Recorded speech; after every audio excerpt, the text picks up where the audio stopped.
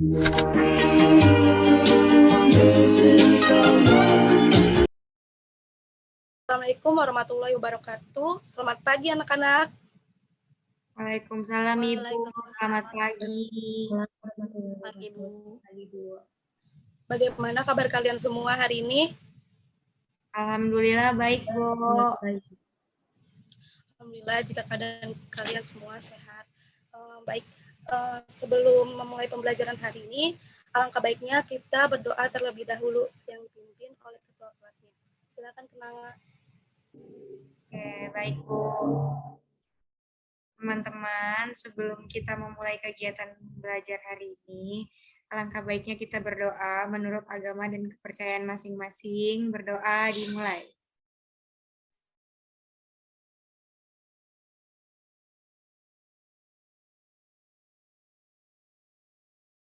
Berdoa selesai. Oke, baik. Kita absen terlebih dahulu ya. Nanti kalau namanya disebut, silakan on. Amel Amalia. Hadir Bu. Kenanga El Aisyah. Hadir, Bu. Reviana. Hadir Ibu. Syahrul. Saya, Bu. Oke, baik. Lengkap semua ya, hadir semua. Oke, baik. Tujuan pembelajaran hari ini, yang pertama itu siswa dapat menjelaskan ekosistem beserta komponennya, yaitu abiotik dan biotik. Yang kedua itu siswa dapat menjelaskan hubungan interaksi yang terjadi pada sebuah ekosistem.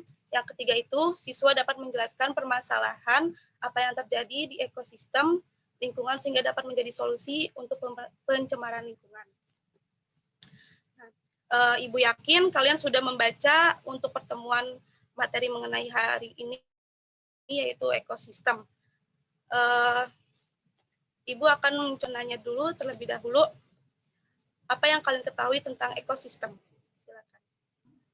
Ibu, saya. Ya, baik.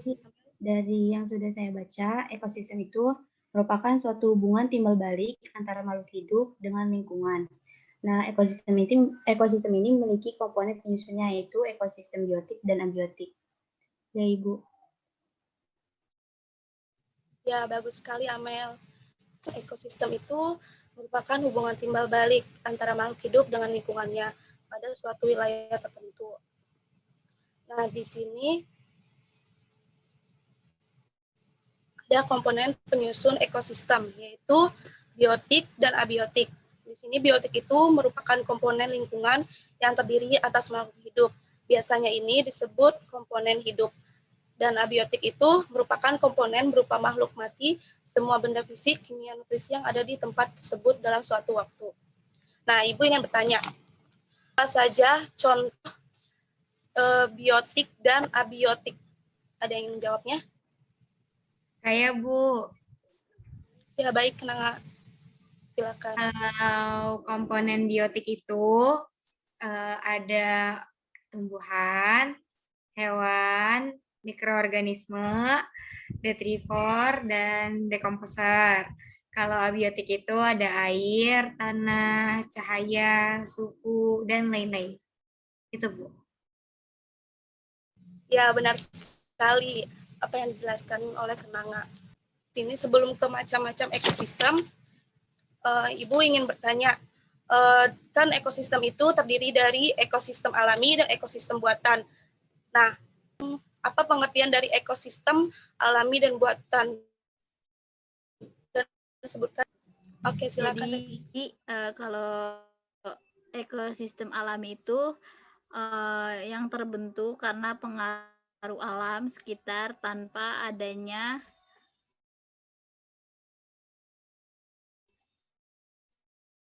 campur tangan itu kolam ikan, waduk. Sudah, Ibu. Ya, bagus sekali Reviana. Di sini ada macam-macam ekosistem. Yang pertama, ekosistem darat. Ini ekosistem air payau, ekosistem laut. Ciri utama ada interaksi antar spesies. Yang pertama itu ada mutualisme. Yang kedua itu parasitisme, komensalisme, predasi.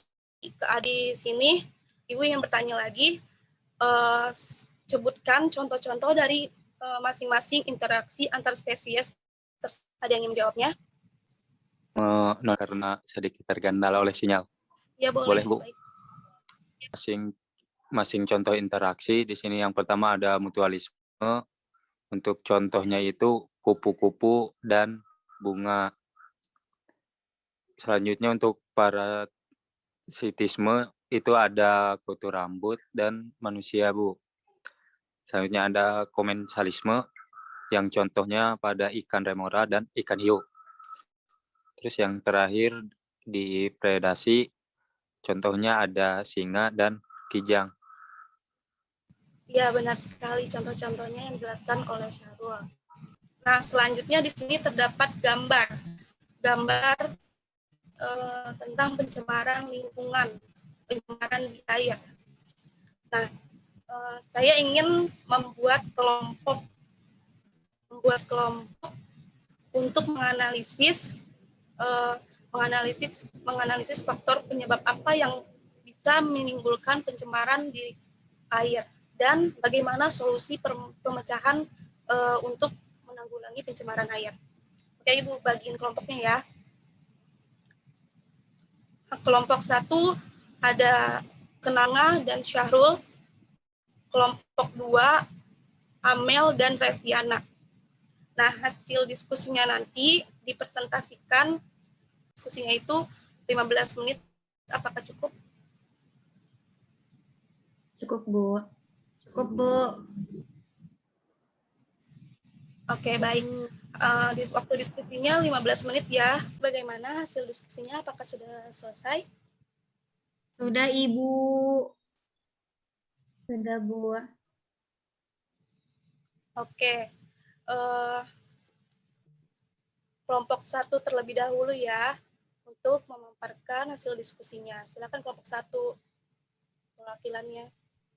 Oke, Bu. Assalamualaikum warahmatullahi wabarakatuh. Waalaikumsalam warahmatullahi wabarakatuh. Oke, perkenalkan, nama saya Kenanga Aisyah, mewakili kelompok 1 akan memaparkan hasil diskusi kelompok kami. Oke, berdasarkan hasil diskusi kami, dari gambar yang sebelumnya udah Ibu Guru tampilin tadi ya, Bu. Jadi, dari gambar itu kan nampak kalau itu tuh gambar pencemaran lingkungan. Secara spesifik, itu gambar atau ilustrasi dari pencemaran air.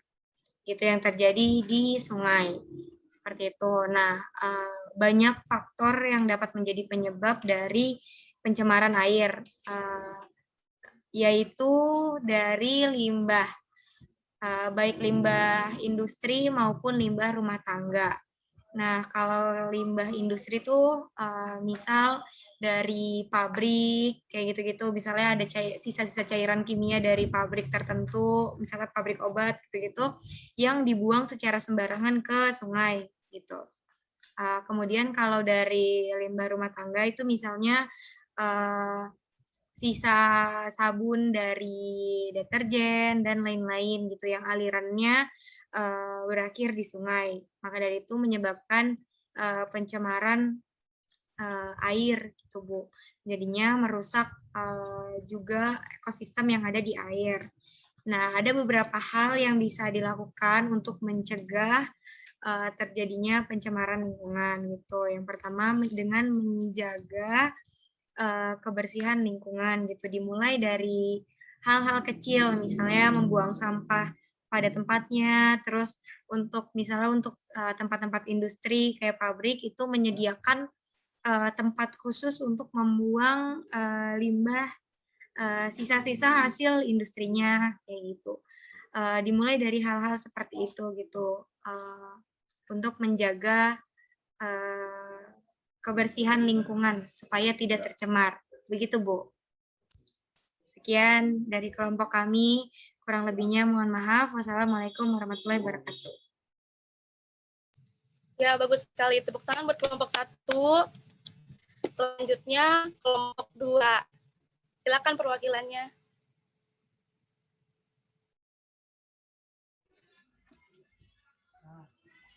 Ya Bu, jadi faktor penyebab pencemaran air itu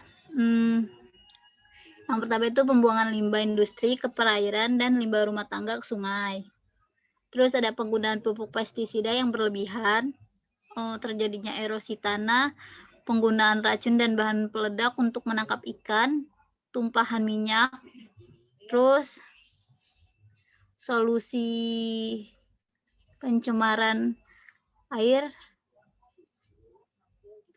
melakukan pengolahan limbah dengan benar, terus menggunakan bahan-bahan yang ramah lingkungan, tidak membuang sampah di sungai atau sumber air lainnya, menggunakan deterjen yang ramah lingkungan, rutin melakukan upaya pembersihan sumber air, dan menanam pohon di setiap lahan yang tersedia. Sudah, Bu? Ya, benar sekali. Tepuk tangan berkelompok 2. Oke, sudah bagus buat kelompok 1 dan kelompok 2 pemaparan hasil diskusinya. Jadi buat kesimpulan bergambar tersebut yaitu faktor yang menyebabkan pencemaran dari gambar tersebut yaitu diantaranya limbah rumah tangga seperti deterjen, terus limbah hasil industri, penangkapan ikan dengan cara yang tidak semestinya, yang membuat air itu tercemar. Dan solusinya itu kurangi penggunaan deterjen dan semestinya kita harus memakai deterjen yang ramah lingkungan. Terus jangan membuang sampah sembarangan dan sadar akan kelangsungan ketersediaan air. Oke. Selanjutnya, Ibu akan membagikan soal berupa pilihan ganda yang nantinya akan Ibu kirim melalui grup WA. Nanti kalian kerjakan dan dikumpulkan hari ini. Dan dikumpulkannya itu melalui email Ibu ya. Untuk materi minggu depan, Ibu akan membahas tentang masih mengenai ekosistem, tetapi materinya tentang daur biogeokimia. Buat minggu depan ada tugas yaitu kalian membuat satu siklus daur biogeokimia ya. Dan dikumpulkan minggu depan kita bahas. Oke, dari pembelajaran hari ini, siapa yang ingin menyimpulkan? Saya, Bu. Ya, silakan Kenanga. Oke, kesimpulannya yaitu mengenai ekosistem. Ekosistem itu kan merupakan hubungan timbal balik antara makhluk hidup dengan lingkungannya. Itu yang mana dalam ekosistem itu ada 2 komponen utama, yaitu komponen biotik dan abiotik. Komponen biotik itu komponen hidup gitu ya, jadi isinya tuh makhluk hidup, entah itu hewan, tumbuhan, mikroorganisme dan lain-lain. Kalau abiotik itu yang tidak hidup, misalnya air, tanah, udara, suhu dan lain-lain. Kemudian ada beberapa konsep hubungan gitu ya dalam ekosistem ini. Yang pertama itu ada mutualisme, parasitisme, komensalisme, dan predasi. Sekian Bu dari saya. Kurang lebihnya mohon maaf. Ya, bagus sekali Kenanga kesimpulannya untuk pembelajaran hari ini. Sekian pembelajaran kita hari ini. Mari kita bersama-sama mengucapkan hamdalah. Alhamdulillahirabbil alamin.